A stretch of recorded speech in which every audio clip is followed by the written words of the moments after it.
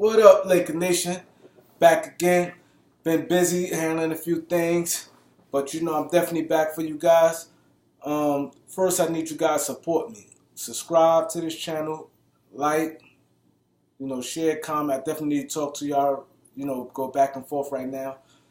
Also, subscribe to this podcast right here, the Beat 139. It's a great podcast. Like, share, leave a comment on that also. But I definitely need it. I'm so upset right now. I ain't want to do a video. But I had to do it. I got some information. Also, I definitely need to talk to my Laker family right now. Because where I'm from New York, it's Laker fan, but they ain't as knowledgeable. Something like some of you guys say I like to talk to. But anyway, I'm going to go back to the beginning. And this is why I say hiring family and business, they always say is a bad mix. And it seemed like these people, this Laker family, the Bus family, still not learning from their mistakes. Now, like I said, I'm going to go back to the father right before he passed away. He leave the business to his kids, right? So Jim and Jeannie. This is what the problem is. Jim definitely know way more basketball than Jeannie. He's not that stupid. He calculated. I know someone who spoke to him, and he talked to him about I think it was like last year. My friend told me, say he bumped into him, and they just chopping up, talking basketball, what he doing, and different things like that. And he's like, yo, Jim is not not stupid, and everything he do is like well calculated. But he had, like I said, he grew up rich, to spoil you. You know what I'm saying? When you come from that type thing, you do little stupid behavior, little tic for tack stuff, little shit that's where you need to put the franchise in front. Okay, so now you have the team. Now when Mike Brown got fired, and they looking for a coach, Kobe, Dwight Howard, everybody, all Laker Nation was saying, bring back Phil. Bring back Phil. It's like deja vu now. They interviewed Phil. Phil said he'd get back to you on Monday. They hired Mike D'Antoni on that Sunday. And Phil said he'd give him an answer on Monday. They hired D'Antoni on Sunday. Now, the problem came with that. We all know Jeannie and Phil was engaged. Jeannie is Jim's brother. Phil and Jim didn't really get along for some reason. I don't really know the reason, but they didn't really see eye to eye, whatever it was, right? So, like I said, his stubbornness, everyone saying, get Phil. Not that you're supposed to listen to people, but just look at your roster. Look with Phil offense and different things like that. Dwight Howard screamed out, I want Phil. I want to play for Phil. It's always been a dream of mine to play for Phil in that triangle. Now, here's a man who's going to be a free agent at the end of the year. This is what I'm saying. The Lakers not playing their cards right. He's going to be a free agent at the end of the year. Him and Kobe, before that time even happened, already start twerping, even from like training camp. Little stupid stuff, little tic-tac stuff from the beginning. So you already know it's like a little damn near Shaq and Kobe 2.0 again. But it's a little, not that type of magnitude, but right there. So you don't, if you have a superstar, Dwight Howard was a superstar at the time, you don't want to give him any reason to leave, to feel uncomfortable about nothing. He went out on record. I want to play for Phil Jackson. Always been a dream of mine. I think he could take my game to the next level. On the strength of that, Phil heard that and told him, I'll give you my answer on Monday. They interviewed him, asked him did he want to come back. And he said, I'll let you know Monday. Everybody said Phil was taking a job, but he had to handle some business with his agent, like clean up some stuff there before he accepted. He was going to probably come and coach maybe a couple weeks after he agreed to terms, whatever. So what Jim do, he hired Mike D'Antoni. He said he want to go up and down place, like the Showtime Lakers, but you don't have that roster. Look at your roster at the time. You had Dwight Howard, Gasol, and Jordan Hill. Big guys. right? Then you had like Kobe was up there in his 30s. Kobe not that type of game. Kobe more of an ISO type, motion offense, not that super duper running gun, right there. Steve Nash is already broken down, already twisted already. You know what I'm saying? You know Mike D'Antoni offense. Jim is not stupid. You know that's not the Lakers. You know it wasn't best for the Lakers. You know it wasn't best. But what you do? You go hire Mike D'Antoni. Dude was best for the franchise. I say that later on in the what I'm gonna get to. The same thing was happening now. Dude was best for the franchise. Kobe, the man of the team, and Dwight Howard. They both had more of a specific half-court offense. They both suited their games right there. Transition when it's need to be. That was perfect for them. Gasol, Jordan Hill. Like I said, they had bigs. A lot of bigs at the time. Artest. Common sense. Go with Phil. And then especially on a short notice like that, because we were saying, I think this is like in January this happened. You that type of offense they'd have been easy to be able to go into that type of offense and that like half a season, a little more than half the season. Like I said, like January. That's common sense. But no, the brat in him and to piss Jeanie off and be like, hey, I'm not listening to you. Phil don't run this franchise. That you may be about to marry my sister, you about to marry into the family, but hey, I'm not going to do it. The stubbornness. Boom. Come back to today, man. Let's talk about today. The same thing. Now, I'm going to give y'all a little insight what I heard. The reason was with the real pushback of Jeanie and LeBron's situation is all started over Luke Walton. And I do blame LeBron on some extent. I ain't say something. I do blame LeBron on this. Luke is the coach already. You just don't come to a team and then want to get rid of a coach. Not that LeBron wanted to get rid of a coach, but LeBron was real cold towards Luke. I mean, real cold towards Luke. What my sources telling me, saying that him and Luke had like zero communication, no relationship, and Jeanie and Luke always was tight because she looked at Luke as a son, and Phil always said Luke was his son also.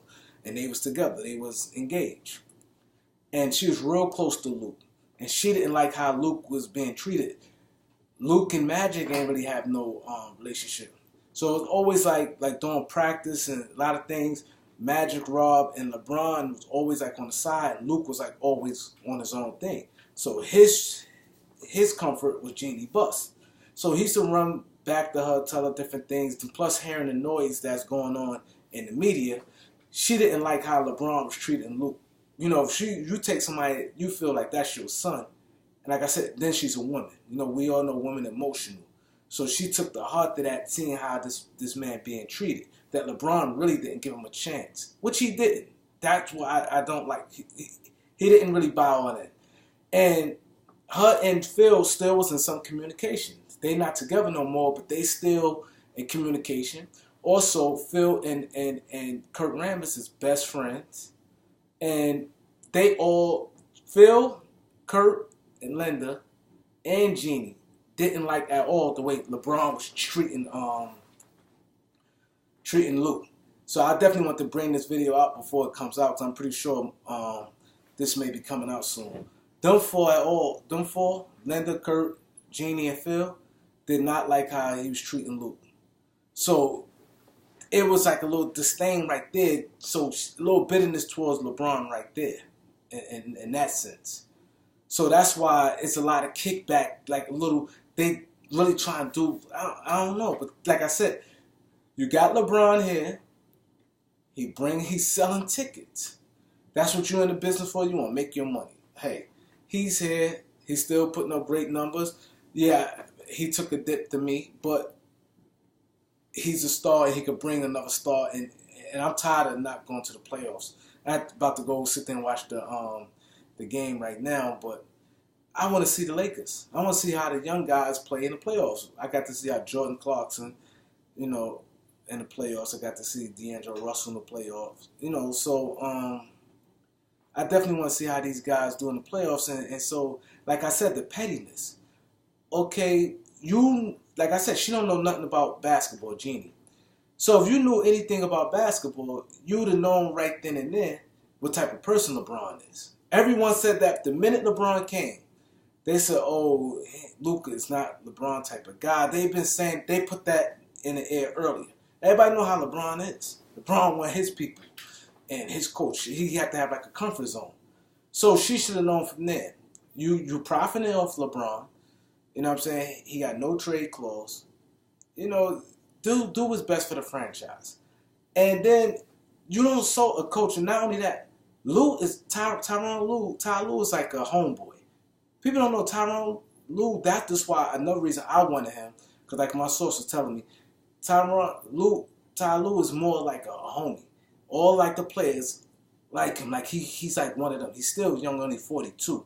But, you know, his swag, whatever, you know, he's like a friend. So they all get along, you know, with the guys. And a lot of people don't like how he's been treated.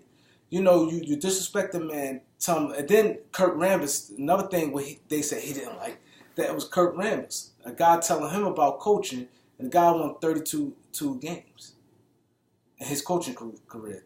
32 games, and this man won a championship. You can say LeBron all you want. And then another thing, this is the same man that gets on LeBron. So I definitely think the narrative, the media, I don't agree with a lot of stuff the media do. And I don't like what they're doing for the most part. But this franchise, like they said, mom and pop, you know, is definitely, and it's showing. You know, they're dealing with emotions. She ain't like the situation with Luke. Hey, but you should have known that bringing LeBron in. Well, you should have told Matt, don't bring him in. Like, you know what I'm saying? So you should have known these certain things coming in. But you know nothing about basketball, but you're still leaning on Kurt and Linda Rambis and Phil Jackson. And they more like old school tradition type of people. They not sit there gonna go for this type of stuff. Phil ain't playing. He don't care. Phil got plenty of money. He back home doing what he's doing. So it's easy to say you will do this and do that from the outside, or give somebody advice like that where your name, your legacy not on the line. Now, like I said, I definitely think Jim definitely ran the Lakers better than with Jeannie so far, because at least he did have some basketball knowledge, and they draft well. You know, some trades was pretty good. The Trevor Ariza, you know, Shannon Brown. You know, they had some deals that was good. You know, like I said, some signings, some low key signings was good. Even them signing like Lou Williams and Brandon Bass at the time. Like, you know, it was a lot of things they did was good. But see, like I said, the family thing was best for the franchise. And also with Jim Buss, and this is the problem, this is why what irks me with him. The Lakers, I was so excited. The Lakers had the second pick and $70 million in cap space. $70 million in cap space and the number 2 pick in the draft. I said, oh, we out of here. You don't get nobody in free agency. Okay, cool. They said they was outdated the way they was doing things, right? But he wanted to stick it to Jeannie so bad. So what did Jim do? He knew he was out of there. Jim and Mitch is not that stupid. They signed Mozgov and definitely Walton play a part in that. He got out of that, you know, out of scratch, because nobody really talked about his involvement in that. He went hard for Mozgov. He talked about what Mozgov did when Luke Walton was assistant coach in Golden State and they played with Cleveland. He would talk about how Mozgov, how good he was. He definitely played, and they definitely wanted him to have an input on at least one free agent. So they overpaid him 2 players, no out clause, fully guaranteed contracts. That was the camel broke the back right there. And so what did Jeannie do? Jeannie cried. She cried because she had people in her ear telling her that's bad contracts. It's going to stick y'all. So now what happened was, what did she do? What the people tell her, they said, listen, you need to get rid of your brother. You need to fire him, and you can avoid them contracts. But those they agreed to them deals. It wasn't officially signed till maybe a week later. You know, I think the signing was like the 9th, and Mozgov signed. I know Mozgov was the first person signed. He's signed 1201. He's the first free agent off the board that year. And a lot of things I think signed July 3rd, July 4th, 4th of July, I think. But they still had time to avoid both of them contracts. Yeah, it would look that bad, and it gave them a real bad taste in the mouth. But if she'd have fired them and said she didn't approve of that, you know, it would have went over well after a while. But it would have looked it bad for them, like avoiding the contract and be like, hey, I'll give you a 2-year deal. At the same number, everybody know that still would have been a good deal for them. You say, okay, I'll give you 2 years with Ding 18 per and Mozgov 16 per for 2 years.